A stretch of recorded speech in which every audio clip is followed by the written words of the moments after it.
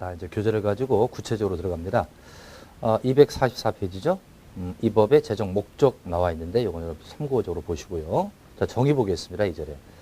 자, 1번에 정비구역이라고 나오는데 정비구역은 정비사업을 계획적으로 시행하기 위해서 지정고시된 구역을 말하는데 자, 지정고시라 몇 점 쳐보세요. 정비구역을 과연 누가 지정고시할까? 제가 이런 말씀 드렸죠. 대부분 정비사업은 대민사업이라 시장은 수거한다고요. 근데 구역은 그렇지 않아요. 구역은 특별시장, 광역시장, 특별자치시장, 특별자치도, 그리고 시장 군수갑니다. 이자가 정합니다. 근데 예전에 이게 왜 그랬냐면 작년만 하더라도요. 시도지사가 정했었어요. 시도가 정했는데 이제 요 시는 무슨 시입니까? 요 시는 특별시, 광역시, 특시가 되고요. 요 도는 특도와 도가 되잖아, 그죠? 특별자치도와 도를 합쳐서 도시라고 했던 거죠. 근데 이제 도의사의 권한을 시장군수 이양을 해준 거예요.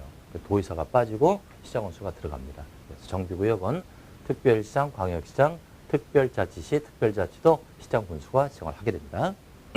그 나머지는 대부분 시장군수가 하고요. 자, 이제 정비사업 정의를 보겠습니다. 이 법에서 정한 절차에 따라 도시균을 회복하기 위해 정비구역 또는 가로구역 그랬네요. 6개 정비사업 중에서 5개는 정비구역에서 하고 1개는 가로구역에서 한다고요. 자, 가로구역은 무슨 사업일 때 한다? 가로주택 정비사업에 한정된다고 되어 있죠. 여기에서 정비기반시설을 정비하거나 그랬습니다. 정비기반시설을 하게 되면 정비사업에 필요한 기반시설을 뜻합니다.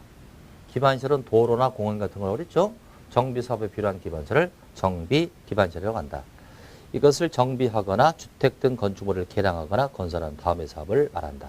다만 3의 경우가 무슨 사업입니까? 재건축이죠. 고로 재건축은 항시 토지와 무관하다고 생각하세요. 토지와 무관하니까 정비구역 안에서도 할 수 있지만 정비구역이 아닌 곳에서도 할 수 있다. 그래서 3의 경우는 주택 재건축입니다. 주택 재건축 사업 경우에는 정비구역이 아닌 구역에서 시행하는 사업을 포함한다라고 되어 있죠.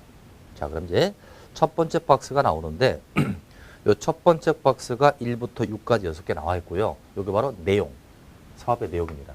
6개 사업의 내용을 정리한 거예요. 내용. 자, 첫 번째. 주거환경 개선 사업은 가장 비참한 열악한 동네라고 그랬죠. 도시 저소득 주민이 집단으로 거주하는 지역으로서 정비기반시설이 극히 열악하다, 극히 열악하다 몇 줄. 그리고 노후불량 건물이 과도하게 밀집했다, 노후불량이다 몇 줄. 이런 지역에서 주거환경을 개선하기 위해서 시행하는 사업을 말한다. 그래서 주거환경 개선 사업은 극히 열악과 노후불량이라고 되어 있습니다. 이제 2번으로 갑니다. 주택 재개발은 그것보다 좀 덜하죠. 정비 기반시설이 열악하고 그랬어요. 열악의 몇 줄.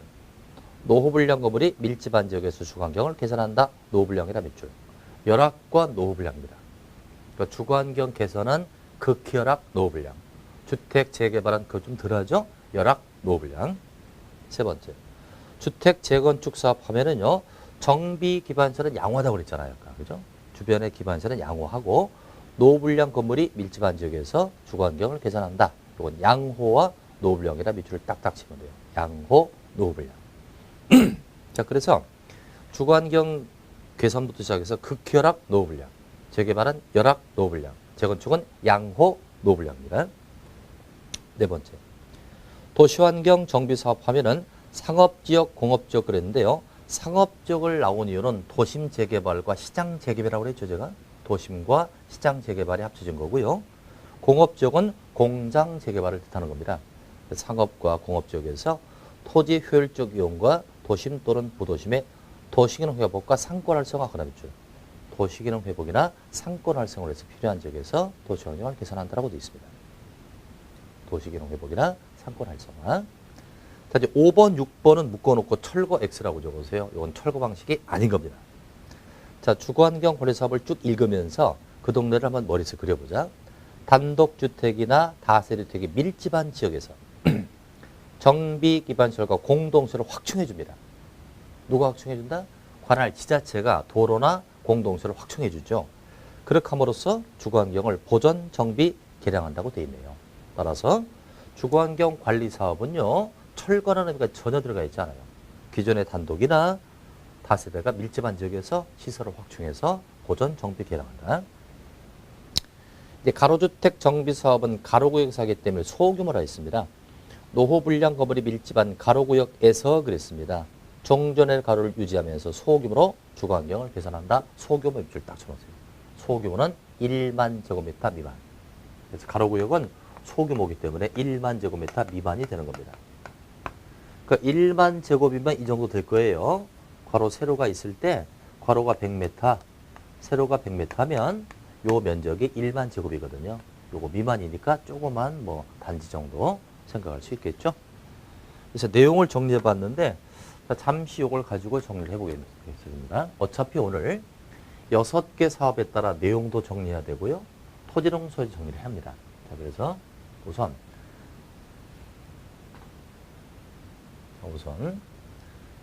6개 사업 명칭 볼까요? 주거환경 개선 사업 나왔죠?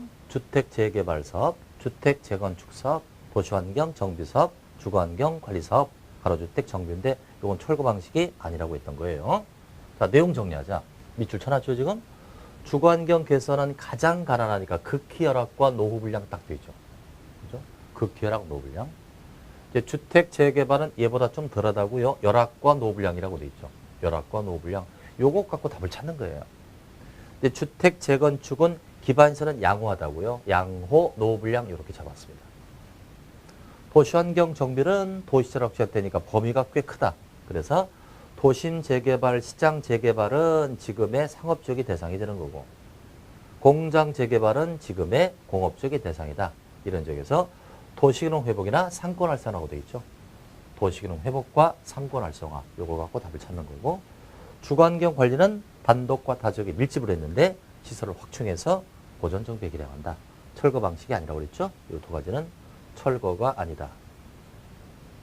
이제 가로주택 정비는 소규모입니다. 종전의 가로를 그대로 유지하는 가로구역에서 시행합니다. 소규모로 진행하는 사업을 뜻한다. 1만 미만이 되겠죠. 이렇게 해서 여러분들이 요 6개의 내용을 이렇게 핵심어를 가지고 답을 잡아주셔야 되겠고요. 자, 이제 계속해서 교과서로 와줍니다. 교과서를 한 장 넘겨주시면 이제 246페이지에 심학습을 보세요. 가로구역의 범위라고 나와 있죠? 가로구역 하면은 내변이 도로로 둘러싼 1단의 지역을 가로구역이라고 합니다. 그래서 다음의 요건을 모두 갖추는 구역을 말하는데 가번 보시면 가로구역이라고 바로 쓰게 되죠. 가로구역이란 해당 지역이 도시계획 도로로 둘러싸인 1단의 지역이라고 되어 있어요. 도로로 둘러싸인 1단의 지역을 가로구역으로 한다.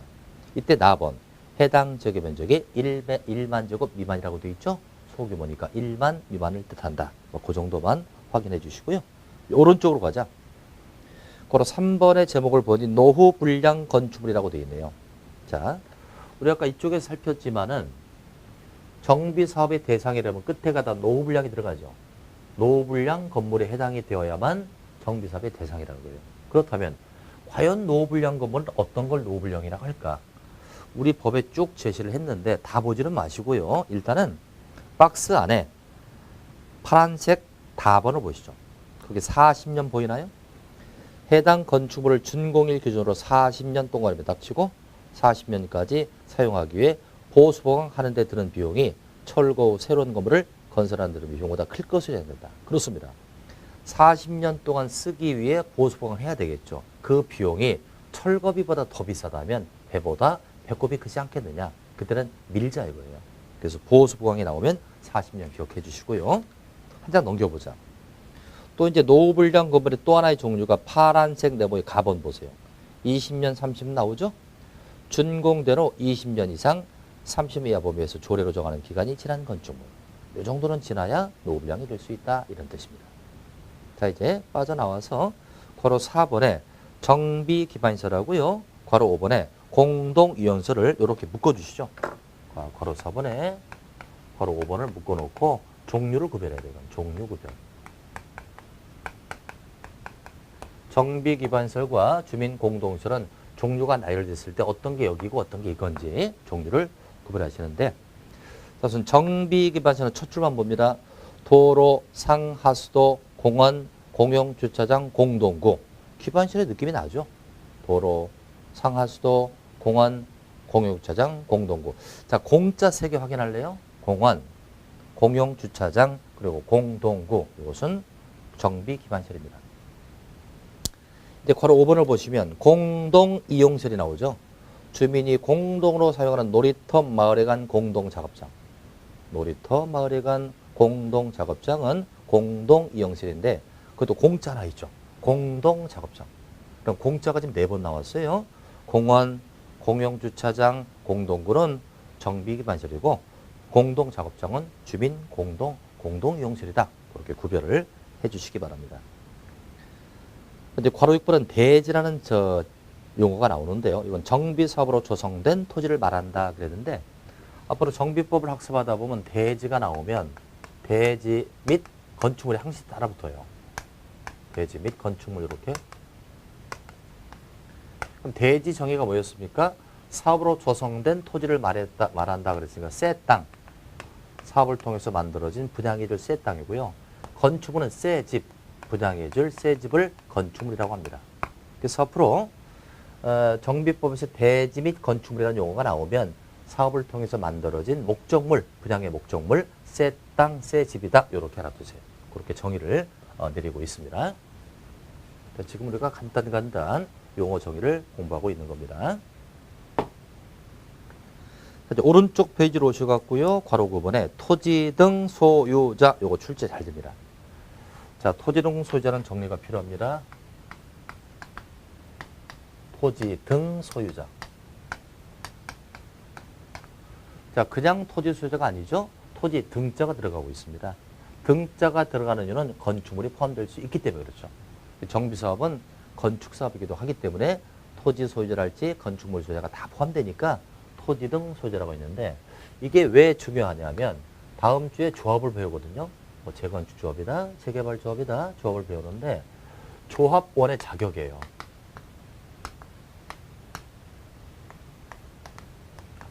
조합원의 자격이 되려면 반드시 토지 등 소유자에 해당이 돼야 됩니다. 그래서 중요한 거예요. 그러니까 간단히 보자. 자, 이렇게 번호를 이렇게 할게요. 6개 정비사업을 제가 쭉 적어볼게요. 1번에 주거환경 개선, 2번에 주택 재개발, 3번에 주택 재건축, 4번에 도시환경 정비, 5번에 주거환경 관리, 6번에 가로주택 정비. 이렇게 6개 사업이 있었어요. 그럼 토지 등 소유자를 따질 때 이렇게 보면 돼요. 이 6개 사업 중에서 토지와 무관한 게 있었죠. 토지와 무관한 게 몇 번이었죠?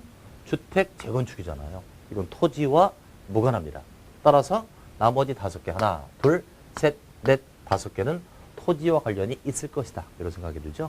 그래서 토지 등 소유자가 문제가 나오면 둘로 나누셔야 돼요. 재건축 사업하고요. 재건축이니까 요 3번이 되겠죠? 나머지 재건축이 아닌 것을 비재건축이라고 제가 명칭을 붙일게요. 그리고 비재건축은 몇 개가 나온다? 재건축을 빼내요. 5개가 바로 비재건축일 겁니다. 자, 이때 비재건축은 토지와 무관하다고 그랬잖아요. 그러나 비재건축은 토지와 관련이 있을 거란 말이에요. 그러니까 비재건축 5개 사업에 있어서 토지 등 소유자는 누가 되느냐? 첫 번째, 토지 소유자가 나온다. 또는 건축물 소유자, 또는 지상권자까지.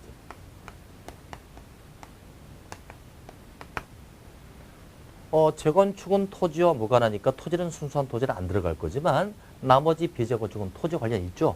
그러니까 토지 소유자도 해당이 되고 건축물 해당이 되고 토지가 되니까 지상권자도 됩니다. 자, 반면에 재건축은 나올 때마다 토지와 무관합니다. 즉 순수한 토지만 갖고는 안 되는 거예요. 따라서 건축물 및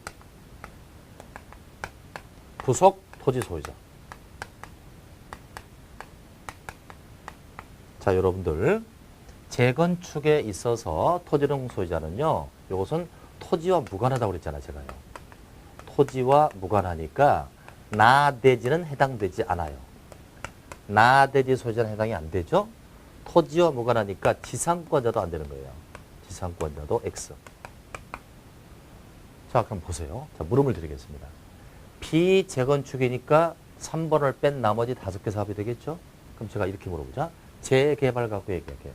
재개발은 위에 거예요? 아래 거예요? 아래 거죠? 재개발 사업에 있어서 토지 소유자는 여기에 해당이 됩니다. 건축물 소유자도 해당이 됩니다. 지상권자도 토지용 소유자 해당이 된단 말입니다. 근데 재건축을 하보자. 재건축에 있어서 토지 소유자는 돼요, 안 돼요? 안 된단 말이에요. 그렇다면 건축물 소유자는 된다, 안 된다? 안 됩니다. 왜? 밑으로 돼 있거든. 건축물과 부속 토지를 동시에 갖고 있으라는 거예요. 이건 영어로 and잖아, and. 그러니까 재건축에 있어서 토지용 소유자는 요것이 하나의 단어란 말입니다. 하나의 단어야, 이게. 건축물과 부속 토지를 동시에 갖고 있어야 돼요. 건물만 딸랑 갖고 있다 해당이 안 되는 겁니다. 반면 이건 또는으로 돼 있으니까 각각도 될 수 있다는 걸 유념하시기 바랍니다. 자, 그럼 토지 등 소유자를 보시자고요. 괄호 9번에 토지 등 소유자 나와 있죠? 다음의 자를 말한다. 박스로 들어갑니다. 1번 주거환경 개선, 주택 재개발, 도시환경 정비, 주거환경 관리. 그래서 비재건축이죠. 그럴 때는 정비구역에 있는 토지 소유자 하나, 건축물 소유자 둘, 지상권자 이렇게 셋. 또는으로 되어 있으니까 각각도 된다. 그러나 2번 주택 재건축 사업은 반드시 토지와 무관하다는 걸 연상하시고요. 정비구역에 소지한 건축물 및 부속 토지라고 되어 있죠. 미시니까 동시충족입니다. 또 두 번째, 재건축은 정비구역이 아닌 데서 가능하다고요. 그리고 정비구역이 아닌 구역에 소지한 주택 및 부속 토지 소유자 이렇게 되어 있죠. 또는 부대 복리 및 부속 토지라고 되어 있어요. 같이 붙어 있어야 돼요. 부속 토지는 건물이 딸려 있는 토지를 뜻하는 겁니다. 그렇다면 비재건축에서 요게 좀 빠졌는데요. 요게 왜 빠졌냐면 비재건축에서 1번, 2번, 4번의 경우는 요거 5번까지는 정비구역에서 하잖아요. 요걸 따로 뺀 이유는 이건 가로구역에서 하기 때문에 따로 뺀 겁니다. 이게 다음 페이지 나와요. 다음 페이지 보시면 3번이 나와 있죠. 가로주택 정비사업은 어디에 있다고요? 가로구역이라고 돼 있죠. 가로구역에 있는 토지 또는 건축물 소유자 또는 지상권자 똑같죠? 다만 가로구역에는 가로주택 정비사업은 가로구역에서 하기 때문에 이것과 별도로 정리를 한 겁니다. 어쨌건 시험에 출제가 되면 토지용 소유를 골라라. 그때는 재건축이냐 아니냐로 딱 나눠놓고 재건축은 토지와 무관하다. 그렇게 정리하는 게 빠릅니다. 자, 이거 또 잠깐 볼까요, 또? 자, 이제 토지용 소유자고 본 거예요. 6개 사업마다. 자, 이때 우선 재건축을 먼저 보자. 재건축의 경우는 정비구역에 있는 건축물 및 부속 토지라고 돼 있잖아요. 미시니까 동시충족. 정비구역이 아닌 데서도 마찬가지죠. 주택 및 부속 토지랄지 밑에 있죠. 동시충족. 부대 복리 및 부속 토지 밑으로 돼 있다고요. 나머지 이제 요거 비재건축 제가 골라볼게요. 이렇게. 요것을 동그라미 씌우는 요 V자로 한 것은 정비구역 사잖아요. 정비구역. 그죠? 정비구역이라고 돼 있잖아요. 이렇게. 다만 동그라미 표시한 얘는 비재건축이지만 가로구역에서 하기 때문에 별도로 써놓은 거예요. 그래서 요 비재건축 5개는 토지 또는 건축물 소유자 또는 지상권자 이렇게. 그죠? 다 똑같다고요. 보세요. 토지 또는 건축물 소유자 또는 지상권자. 이것도 마찬가지. 정비구역에 있는 토지 또는 건축물 소유자 또는 지상권자. 이 얘기는 토지 소유자 또는 건축물 소유자 또는 지상권자. 주거환경 마찬가지죠. 토지 또는 건축물 소유자 또는 지상권자. 그러나 가로주택도 마찬가지로 토지 또는 건축물 소유자 또는 지상권자는 맞습니다만 정비구역에서 하지 않기 때문에 가로구역이라고 표시를 이렇게 해준 것이다. 그렇게 이해하시면 되겠네요. 화면을 또 띄워놓고요. 다시 교과서로 와줍니다. 여기까지 이제 정리를 했는데 이제 괄호 10번 마저 봅니다. 지금은 우리가 정비법에서 용어 정의를 몇 가지 하고 있는 거예요. 자, 주택공사 등이라고 나옵니다. 이것은 두 가지가 혼합된 거죠. 한국 토지주택공사 밑줄 치고요. 또는 지방공사 밑줄. 자, 그래서 우리가 이제 토지주택공사 등, 원래는 이렇게 명확한 표현은 한국 토지주택공사 등 이렇게 돼야 돼요. 이건 등자니까 뭐가 플러스인 거죠. 두 가지가 합쳐진 개념이에요. 하나는 한국 토지주택공사에다가 지방공사가 플러스인 겁니다. 이 두 가지를 합쳐서 등자가 들어간 거죠. 근데 이제 이걸 또 좀 더 줄여서 우리 책에서는 주택공사 등이라고 부르자 이거예요. 원래는 원명이 이건데 주택공사 등이라고 부르면 두 가지가 혼합된 건데요. 이제 앞으로 저는 이걸 좀 더 줄이겠습니다. 앞으로 정비법에서 한국토지주택공사 등 나오면 LH공사 등 이렇게 쓸게요. LH공사 등이라고 하겠습니다. 토지가 영어로 랜드잖아. 랜드. 여기서 L 땄고요. 주택은 하우스지 않습니까? 하우스. 영어로 하우스. 그래서 토지주택공사를 LH공사라고 하거든요. 그래서 앞으로 토지주택공사 등 하면 LH공사 등 이렇게 부르겠습니다. 지방공사가 플러스되어 있다. 이렇게. 용어 정의는 그 정도 하시고 이제 밑에 3절부터는 다음 주로 가야 돼요. 이건 용어 정의 아니니까 제가 잘 소팅을 해놓겠습니다. 페이지 273으로 와주세요. 책의 순서를 좀 바꿔서 하겠습니다. 효율적인 진행을 위해서. 자, 273페이지 와주세요. 이제 6개 사업마다의 시행자가 누군지를 보자. 자, 여기서 이제 중요한 게 나와요.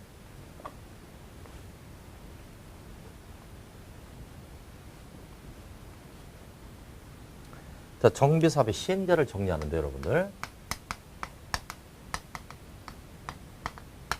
정비사업은 시행자가 꽤 다양합니다. 자, 원칙적인 시행자가 있어요. 6개 사업마다 원칙적 시행자가 있다고요. 얘네가 사업을 제대로 못하잖아요. 제대로 못하면 예외적 시행자도 있고요. 대행제도까지 있어요. 원칙이 제대로 못하면 예외적 시행자가 있고요. 대신시키는 대행 시행자가 있어요. 왜 이렇게 시행자가 다양하다?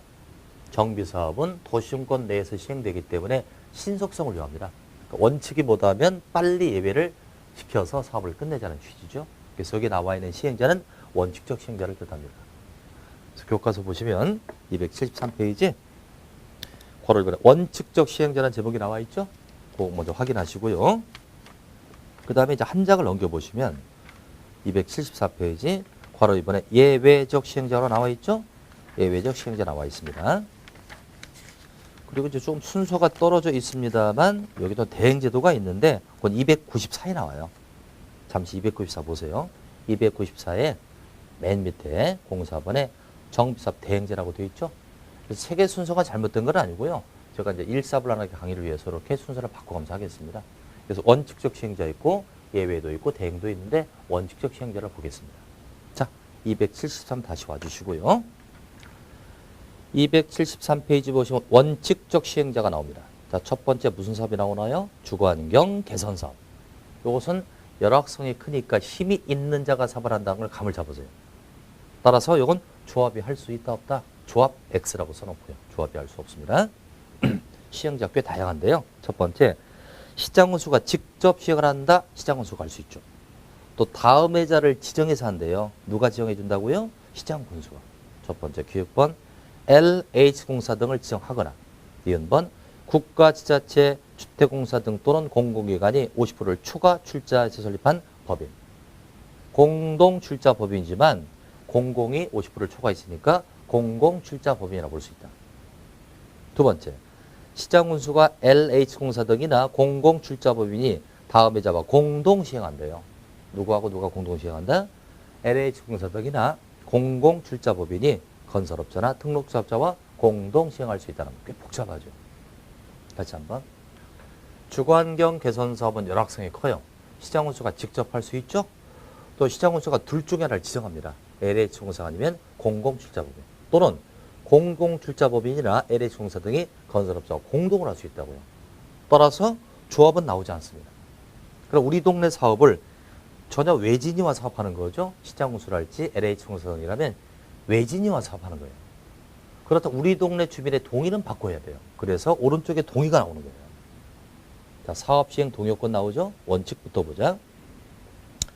정비계획 수립을 위한 공람 공고일 현재 해당 정비구간에 토지 또는 건축물 소유 또는 지상권자, 이걸 한 단어로 뭐라고 해야 될까요? 토지 또는 건축물 소유자 또는 지상권자를 토지 등 소유자라고 부르겠습니다. 아까 했던 거죠.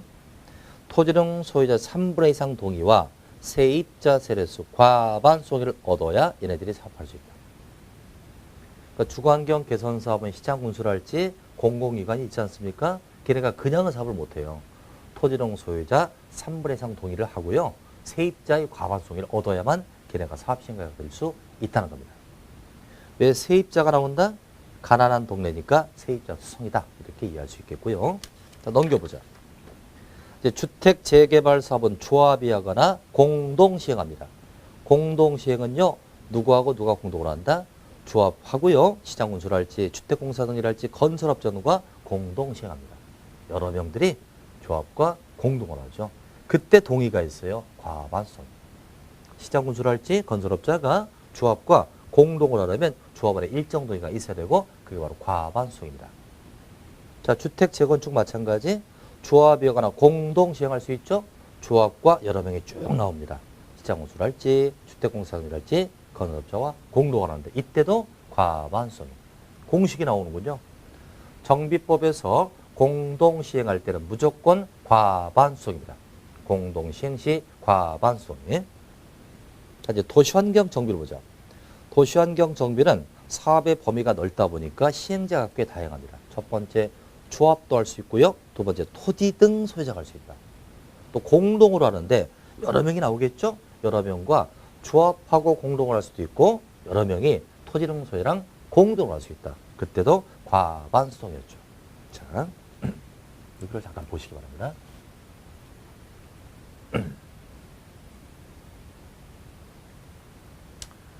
지금 도시환경 정비 사업은요, 조합이 하거나 토지 등 소유자가 합니다. 그리고 공동 시행합니다. 이렇게 되어 있지 않았습니까? 근데 나머지 예하고 예하는 조합하거나 공동은 있는데 토지 등 소유자는 없지 않습니까? 즉 6개 정비 사업 중에서 토지 등 소유자가 단독으로 할 수 있는 건 도시환경 정비밖에 없어요.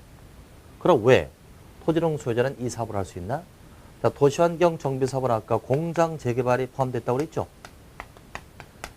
공장 재개발이 지금의 도시환경 정비가 된 거란 말입니다.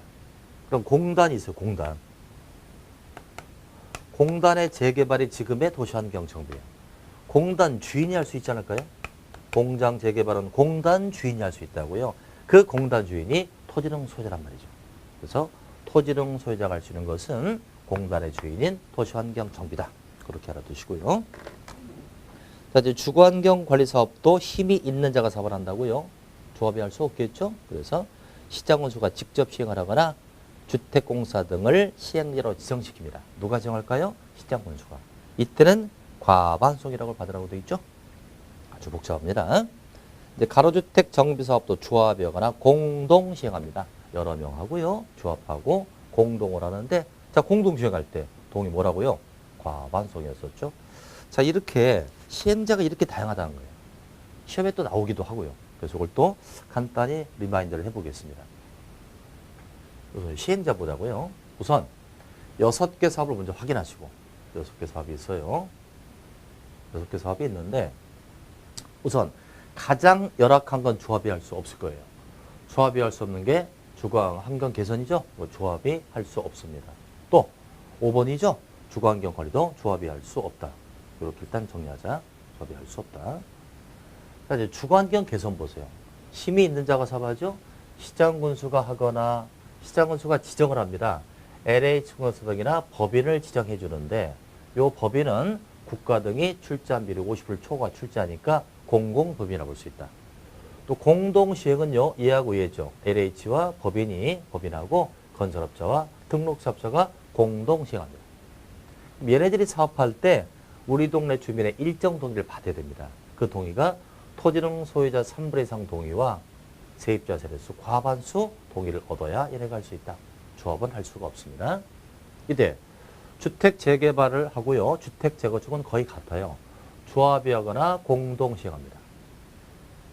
공동시행은 여러 명이 있지 않습니까? 여러 명이 조합과 공동시행하는데 그때 조합원의 과반수를 얻어야죠. 마찬가지 이것도 조합원의 과반수를 얻어서 조합하고요. 시장운수를 할지 LH 등이 건설업자가 공동으로 합니다.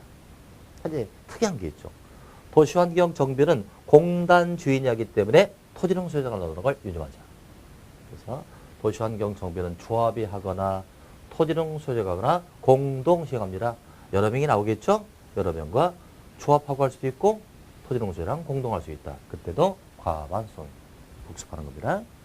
주거환경 관리도 힘이 있는 자가 사업하죠. 조합이 할 수 없다고요.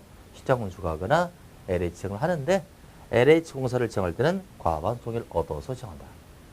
이제 가로주택 정비는 유사하죠. 조합이 하거나 조합과 여러 명이 공동 시행한다. 그때도 과반송입니다.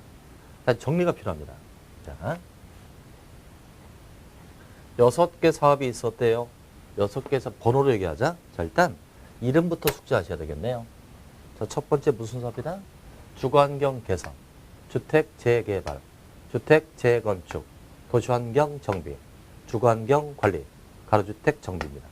6개 사업 중에서 번호로 얘기해 보십시오. 조합이 할 수 없는 게 몇 번, 몇 번? 조합이 할 수 없는 거 1번과 5번이죠. 주거환경 개선과 주거환경 관리. 그 다음 조합이 할 수 있는 게 뭐예요? 주택 재개발, 주택 재건축, 도시환경 정비의 가로주택 정비.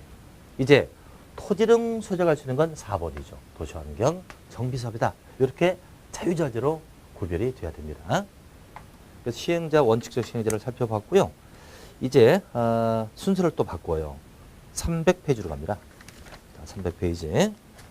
오늘은 6개 사업을 다 비교해서 끝낼 거예요. 자, 300페이지를 먼저 합니다. 300페이지 다 오셨죠? 제3절 제목이 정비사업의 시행 방법이라고 되어 있습니다. 6개 사업마다 시행 방식이 제각기 좀 다를 거예요. 자, 우선 첫 번째 주거환경 개선 사업부터 보겠습니다. 주거환경 개선 사업은 다음에 해당하는 방법이라기를 혼용하는 방법을 할 수 있으니 그 방식이 4가지가 있습니다. 첫 번째, 시행자가 정비구역에서 정비 기반시설을 새로이 설치 확대해 주면 토지등 소유자가 스스로 주택을 개량하는 방식. 거기다가 이걸 땡땡하고요. 주택 개량 방식이라고 써놓죠. 편의적 주택 개량 방식. 시행자가 정비 기반시설을 새로 설치 확대해 주면 토지등 소유자는 그 주택을 뜯어 고치는 그런 방식. 주택 개량 방식입니다. 두 번째, 시행자가 정비구역의 전부 또는 일부를 수용합니다. 뺏은 거죠. 보상해주고 뺏었습니다. 주택을 건설했대요. 그런 다음에 토지등 소유자에게 우선적으로 공급하는 방식. 이걸 뭐라고 쓴다? 수용 후 주택 공급 방식 이렇게 써주세요. 줄여서 이렇게 부를게요. 수용 후 주택 공급 방식 이렇게 앞으로 부르겠습니다. 수용 후 주택 공급 방식. 세 번째, 시행자가 환지로 공급한다. 환지. 그러니까 땅으로 교환해 주는 거죠. 땅으로 교환해 주는 환지 방식을 채택할 수 있다. 네 번째, 시행자가 정비구역에서 인가받은 관리처분 계획에 따라서 주택부대 폭로소를 건설하러 공부하는 방식, 관리처분 방식. 관리처분 방식으로 할 수 있다. 자, 여러분들 환지는 아까 도시개발법에서 배웠잖아요. 환지는 토지로 교환해 주는 겁니다. 근데 이제 관리처분이 나오지 않습니까? 관리처분도 분양처분이라고 보세요. 건축물에 분양권을 준다. 일단 이렇게 다시 한번. 환지는 토지로 준다. 관리처분은 뭐로 준다? 건축물로 준다. 이렇게 파악을 하죠. 건축물을 주는 방식이죠. 그래서 주거환경 개선 사업은 4가지 방식이에요. 주택 개량 방식을 채택하거나 수용 후 주택 공급 방식을 채택하거나 환지로 하거나 관리처분 방식으로 할 수 있다. 이걸 하나를 선택하든지 혼용할 수 있다. 두 번째, 주택 재개발 보세요. 주택 재개발은 토지도 되고 건축물도 되죠. 따라서 1번에 관리처분 계획 나옵니까? 건축물의 분양권을 주는 걸 관리처분 계획이라고 해요. 2번에 환지도 나올 거예요. 그래서 주택 재개발은요, 건축물을 주는 관리처분도 되고 토지로 바꿔주는 환지도 된다. 근데 그 주택 재개발의 1번 제가 다시 볼게요. 인가받은 관리처분 계획에 따라서 주택 부대 방식으로 오피스텔을 건설 공급한다? 아, 재개발은 여기 오피스텔을 공급할 수도 있군요. 오피스텔 밑줄 하나 딱 쳐놓고요. 주택 재건축법입니다. 재건축은 토지와 관련이 있다 없다? 없어요. 건축물 관련했으니까 관리처분만 나올 겁니다. 그래서 1번에 관리처분 계획 보이죠? 그래서 재건축은 관리처분으로 할 수 있다. 그러나 토지와 무관하기 때문에 환지로는 할 수 없다. 이해하시겠죠?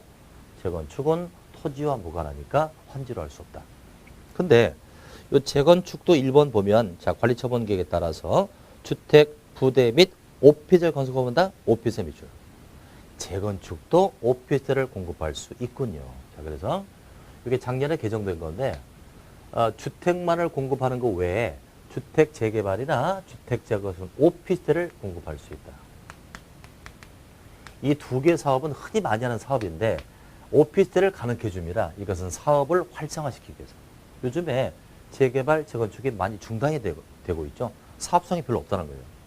오피스텔을 공급하게 주면 사업성이 뛰어나니까 사업을 활성화시킬 수 있다. 그래서 오피스텔이 가능한 사업은 두 가지, 재개발과 재건축이다. 이렇게. 자, 이제 걸어 4번. 도시환경 정비도 토지도 되고 건축물도 되니 건축물의 분양권을 주는 관리처분기 1번 나와 있고요. 2번에 환지도 나오죠. 그래서 도시환경 정비는 관도 되고 환도 된다. 관리처분격도 되고 환지도 된다. 건축물의 분양권을 줄 수도 있고 토지로 바꿔줄 수도 있다. 5번째, 주거환경관리사업인데요. 자, 주거환경관리사업은 1번 사업과 유사성이 크다고요. 따라서 1번 사업의 첫 번째 방식을 채택하는군요. 자, 주거환경관리사업입니다. 사업 시행자가 정비구역에서 정비기반시설과 공동시설을 새로 설치확대해 주면 토지농수가 수주택을 보전정비 개량하니 거기다가도 무슨 방식? 요거죠. 주택 개량 방식을 채택한다. 주택 개량 방식입니다. 요거 방식으로 할 수가 있다. 6번째, 가로주택 정비사업은 관리처분 계획만 나오네, 그죠? 이것은 관리처분으로 할 수 있다. 따라서 이것도 환지로 할 수 없군요. 환지로 할 수 없다. 왜 할 수 없느냐? 가로주택 정비사업은 소규모란 말이에요. 소규모니까 종전의 가로를 그대로 유지하는 거니까 토지랑은 별 상관이 없어요. 토지를 바꿔주지는 않고요. 건축물의 분양권료는 관리처분을 할 수 있다. 이렇게 6개 사업마다 방식이 제각기 다르지 않습니까? 이걸 여러분들이 꿰고 있어야 돼요. 그래서 정비법은요. 6개 사업마다 지금 공부한 게 뭐죠? 내용 아까 있었죠? 뭐 극희랑 나온 거. 또 토지 등 소유자 있었잖아. 그죠? 토지 등 소유자. 또 시행자 방금 했잖아요. 시행자. 뭐 조합이 하는 동 안 하는 동 시행자였고요. 지금 시행 방식까지 나와요. 이렇게 6개 사업의 4가지를 정확히 분석해 줘야 돼요. 그럼 생각해 봐요. 사업이 6개인데 이 4가지를 또 분리하니까 총 24개가 되는 거예요. 이걸 명확하게 구분해 주셔야 시험에 득점을 한 문제는 무조건 여기서 나오고요. 요게 6개 사업만 잘 구별이 되면 정비 아주 거저먹게요. 다음 주부터 수업이 아주 쉬워집니다. 그러니까 요번 주 강의는 6개 사업을 프린트 다운 받으셔갖고 요거 요 전자기판에 있는 거 있죠? 요거 다운 받아가지고 이걸 철저히 공부하셔야 돼요. 자, 다시 한번 볼까요, 이제?